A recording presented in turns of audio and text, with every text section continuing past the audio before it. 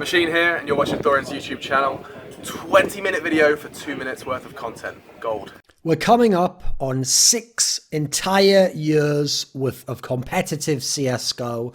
The first big notable tournament, I mean not big in the modern sense, but like notable international level tournament was Dreamhack Valencia, which was on, I believe it was like 23rd of September. So we're not that far away. Already NIP had played in a tournament, the Steel Series CSGO Challenge or something in Sweden, which was in August. And obviously NIP formed around August. So in those 6 years, the CSGO map pool has changed time and time again, even though many of the maps have the same name as the previous map and similarities in the layout. We've had a lot of reworks, we've had special editions, we've had Valve step in and change how the maps have been decided. So let's go through what the maps were and how they changed in CSGO history, because a lot of people obviously weren't around back then. So for retail CSGO, when the game came out, basically, once the competitive side of the game began to be played, you started out with 5 core maps for competitive play. You had Nuke, Dust 2, Inferno, Train, and Mirage. Now, all 5 of these maps predate CSGO. In fact, all 5 of them were maps in CS 1.6, because for people who aren't aware, Mirage was actually a map called DE_CPL_strike, which was around since way back in the CPL days, and later on was renamed to Mirage, reworked so that it could be used in other tournaments such as Dreamhacks, etc. Because we had a very similar setup for the latter part of CS 1.6 history. When CS 1.6 began, we used all the bomb maps basically, and that meant you had tournaments that were playing on maps like Prodigy and Aztec, maps that are in no way suited to competitive play. But once you got to the era, we're talking like 2005 onwards, you're starting to get to the point where we had a limited map pool. For most of history, it was 5 maps, therefore a pick-ban system was very simple. You banned one, you picked one, the last map was the decider. So what happened is, we came into CSGO in a similar scenario, but at the end of 1.6, there was a situation where ESL and Dreamhack got together, they were 2 of the biggest operators at the time, and agreed that they would artificially insert 2 maps into the map pool, which was Strike, now known as Mirage, and Forge, which was a rework of Cobblestone, a map that we had long ago removed after the CPL era, because it was another map that wasn't suited to being used in competitive play. And quite frankly, Forge wasn't a very good map either. No teams really liked it. There was only really Moscow 5, the Russian team, which used it as sort of a joker pick to gain a little bit of footing on the top 4 teams that were better than them at the time.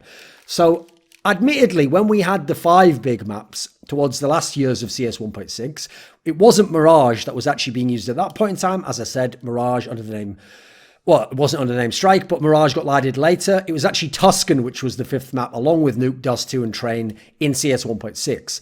Now, almost immediately in CSGO, people saw from the retail version of the game, these maps don't cut it. They've got a lot of problems with them. And so immediately we had a bunch of modified versions of the map that were specifically modified to be used for competitive play. So we had SE editions of the map, Train SE, Inferno SE. Then we had CE editions of the map. Famously, Mirage had one of those. We had VE editions. I believe it was Nuke that had a VE edition. We had _Go, which Mirage also had at one point in time. Now, the reasons for these tweaks is that there were elements of these maps which absolutely bore should have no place in competitive play. So, for example, on maps like Nuke, if you were outside looking at what the Swedes call the yard, we call it outside in North American and Anglo culture, or Dust 2, if you were inside the B bomb site back at the AWP spot on the very back of the platform looking into the tunnels. On these 2 spots, these are very notable examples, you would see a kind of fog or mist or steam effect that made it very hard to see opponents. So in the special edition, in the CE edition, the VE edition, they removed this aspect. Likewise, a number of the maps had a lot of clutter around them. They had extra items that were on the maps that the map designer thought was really cool to add this element, but it just made it more difficult to navigate the map. You'd get stuck on things. You couldn't rush onto a site as easily. So they removed a lot of this clutter. They removed a lot of these extra things that you didn't need on the map. Likewise, certain maps had way more chickens on them at certain points in time. And you know what? If you crouched, the chickens would do weird things like run away from your model, giving away your position. Stupid stuff like that didn't need to be there. So the special editions, etc., got rid of some of these aspects and got us more to the kind of environment landscape that you want for actual professional Counter-Strike. Notably, maps like Train and Nuke, these were massive improvements on, and specifically Train, when we had to later go back to the retail edition, a lot of teams that were very good on Train actually complained about what that version was like. So, Mirage was a map that was pretty decent. That was a map that maybe didn't need tweaking as much, but admittedly, from what I remember, I think you couldn't boost from the underground area into the window in the retail version, whereas you could in the Go and the CE version, from what I remember. So, Cache as a map wasn't around in the map pool early on. In 2013, it got added, but only for certain tournaments and in online play. So, for example, at ESWC, at EMS1, which is ESL's event, at Starladder, these tournaments had cache in their map pool. But in terms of other tournaments, some of them didn't feature it. It wasn't an official map overall at that point in time. It was used only in competitive play. Mill and Season, Mill being a map that people might know was the CPL version of what later became reworked in 1.6 and a mainstay map, Tuscan. Then you had Season, a map that I'm not sure, I think that came from 1.6. I'm not entirely sure about that though. That was a map, Mill and Season were used in CSGO early on by ESEA in their online seasons. Season would itself be used by EMS1 summer, EMS1 in the summer season onwards in 2013, and would be used as a map by Faceit in online leagues because they didn't have an offline tournament until the latter part of 2014, from 2014 onwards. Now, what happened was, we lived in this little bubble. It was a small CS scene. You had tournaments like Dreamhack, ESL, you had Starladder. You had these people running tournaments, but there was no Valve interaction. There were no majors. And what happened was, majors were announced, and the first major was Dreamhack Winter 2013, at the end of November in 2013. And what happened was, Valve wanted the game to be reverted to the retail maps. We had to get rid of the special editions, the CE, the VE, the Go editions, because Valve wanted the pros to be playing at the World Championship on the same maps that the plebs were just playing themselves in any version of the game. And so, even though a number of tournaments right up until literally a month or two before the major used the special editions, eventually the Valve major came in, we went back to the retail versions, and in the end, we never went back to special editions, and the rest has been history. Now, the reason why this is significant is because an individual I knew who was involved in one of the top competitive teams at the time took a poll of like the top 20 or 30 pro teams out there, and he asked each of them to vote of all these special edition maps, which would you vote to keep and which would you be open to going back to the retail version? And I believe for literally almost every one of the tweaked maps, something like, if it was 30 teams, it was like 28 of the teams voted. If it was 20 teams, it was like 18 of the teams voted to keep the special editions and not revert to the retail. But you know what? Valve didn't care, Valve didn't pay any attention, and everyone was forced to go to these other versions. Now, this ended up being significant because, for example, on Train SE, NIP were one of the most fearsome, scary teams in the world. It's actually the reason why Very Games, in the latter part of 2012, just stopped playing Train entirely, because they always lost to NIP anyway, and they just could not get a break on that map. So they said, right, that's going to be our permaban, when it was typically 5 maps, and we'll just practice all the other maps. So when the major came around and we reverted back to the retail maps, the deciding map of the grand final of the major ended up being on Train between NIP and between Fnatic. Now, on paper, that made NIP a heavy favourite. They had won so many games on that map. Admittedly, Fnatic, not with Pronax, but with Modi, a few months earlier at Dreamhack Bucharest, had won an overtime game on that map, but you would have heavily favoured NIP here. But they even told me after the fact, we actually didn't feel as confident. We didn't feel like we were definitely going to win because we knew the retail version wasn't as good and we weren't looking forward to going back to it. Some of the tweaks on it weren't as good and we felt like we didn't have the same comfort level on it. So actually it ended up deciding the first major.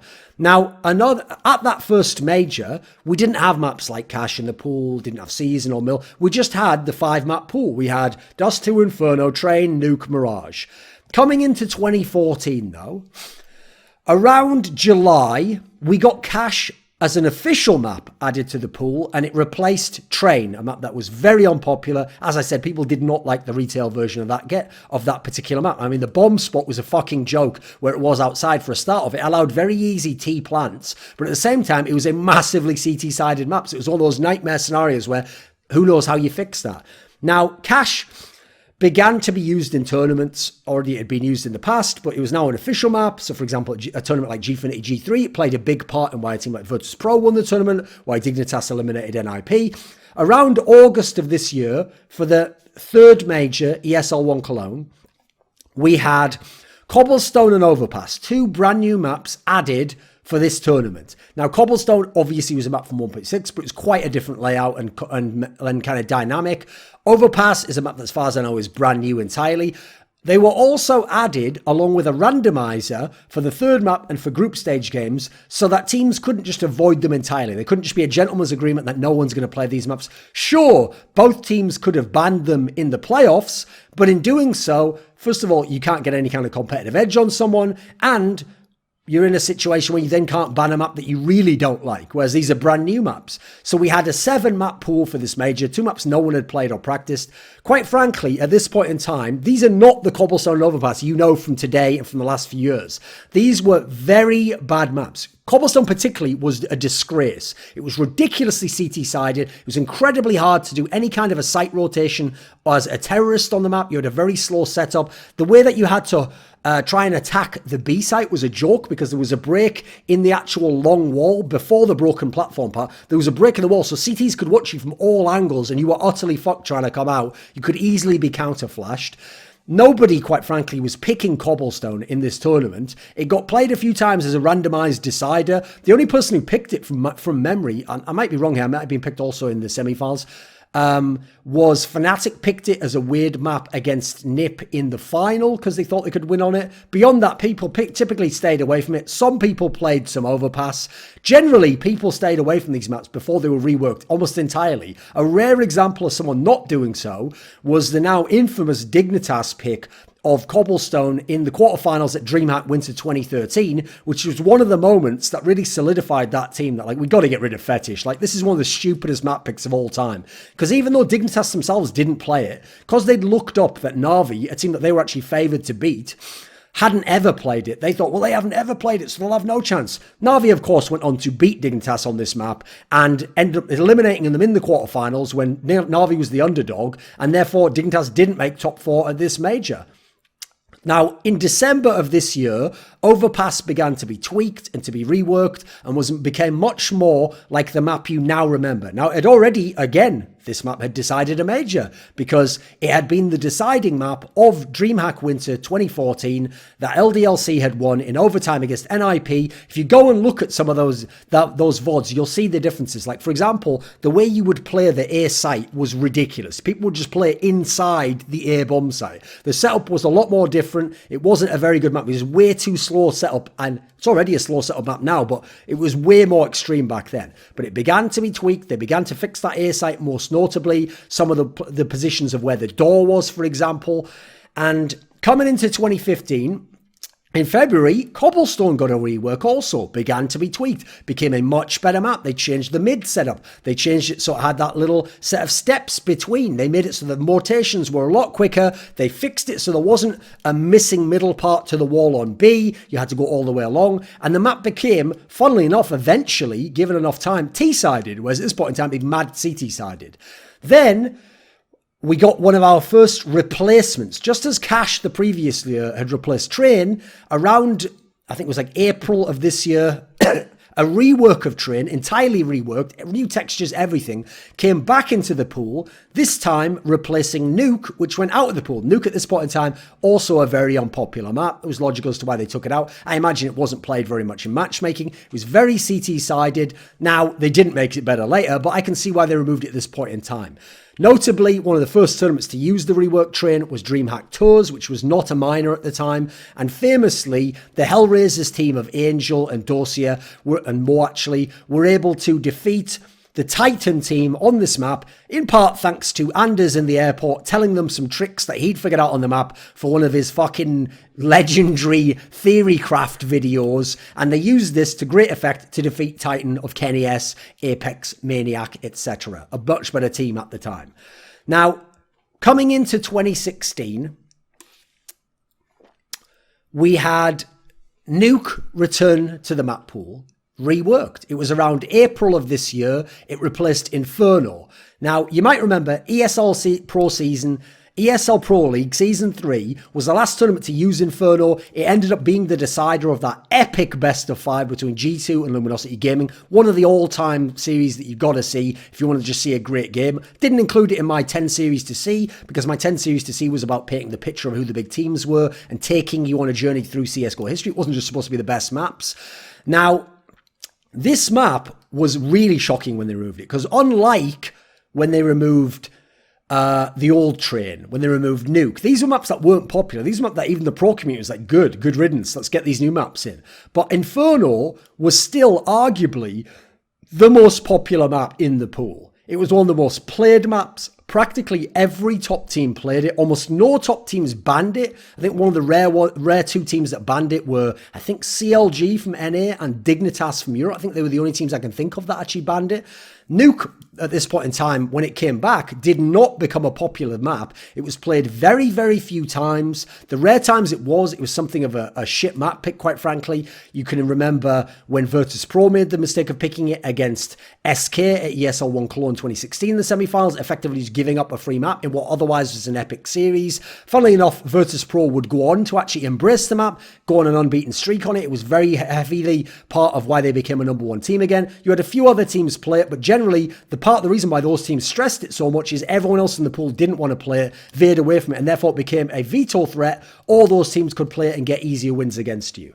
Coming into 2017, we had Inferno return, reworked, new graphics entirely, replacing Dust 2, one of the most classic, iconic Counter-Strike maps, and a map that obviously had very little done to it aside from the special edition version, which admittedly, for people wondering, they did take some of the tweaks from the special editions and add them to the retail maps, because they definitely removed like the steam and the mist and some of the clutter anyway, even though they didn't change all the architecture like the special editions had been. Dreamhack Masters Las Vegas, the second Dreamhack Masters event, was the first to use Inferno, and coming in, and basically for that year, Inferno was played quite a lot. It actually became one of the most played maps. People did somewhat miss Dust 2, but people didn't complain as much as you might imagine. Now, coming into this year, obviously Dust 2 made its return. I think it was around April, replacing Cobblestone, a map that was still played quite a lot, but was thought to be fairly played out, somewhat one-dimensional. Teams either loved it or thought it was a bit played out. So it kind of a mixed reaction, replacing, I believe, IEM 12 Sydney this year was the first to use Dust 2. We saw it a couple of times. So the interesting thing is, across CSGO history, we've had many of the maps removed and reworked. I think something like 6 out of the 7 have been removed and reworked. Train, Cobblestone, Overpass, Nuke, Inferno, and now Dust 2. The only map which has never been removed and reworked entirely, I mean, Train and Cobblestone and Overpass weren't removed, they were just reworked. The only map that's never been removed and or reworked is actually Mirage. That's the only one that hasn't, and quite frankly, I could see a reason to say you don't need to ever remove it. It's not really a map that ever needs to be taken out. Oh, actually, I guess I didn't list their cache, because cache was obviously updated as it went by the people who made it, because it wasn't Valve fixing that one.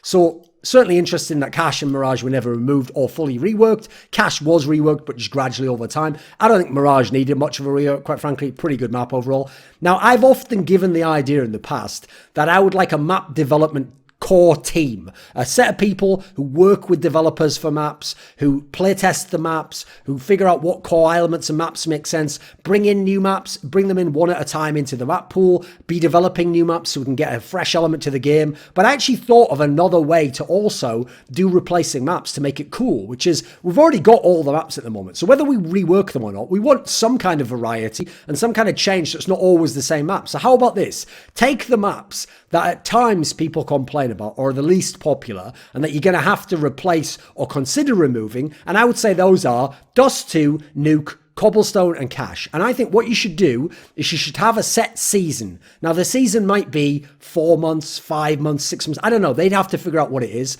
And every 4 months, 5 months, 6 months, you take one of these maps out of the pool and you add the other one back in. So you take out DOS 2, you put Nuke in. It's next 6 months, you take out Nuke, you put Cobble in. Whatever it is, whatever order the maps have been removed in, you do it like that. You remove one, you add one. And you do it every 6 months. So that then you've even got a season to the year. Like, oh, well, in the first season of 2017, of course, we had cash back then, so we were doing very well. It was more difficult when Cobblestone came in the second season, but, you know, we prepared for that. We knew cash had come around for the next year. I think that would also be a cool way to mix it up. But anyway, there is the competitive map pool history for CSGO. This video was kindly supported by Dean Tanglis, Gardner Wilson, Andreas Snazore Westerlund, Alex Adams, Eddie Wingfors, Daniel Yordanov, Robert Baxter, Travis Greb, Kyla Harris, James Harding, Caesar, and special thanks go out to Matt Shakowski and Jerky's Minion in particular. Want teasers for my upcoming content? How about asking me a question for my monthly AMA? Do you want to take part in a discussion about esports with me? How about suggesting a topic or a guest for my content? Put your money where your mouth is and join the Scrilluminati today.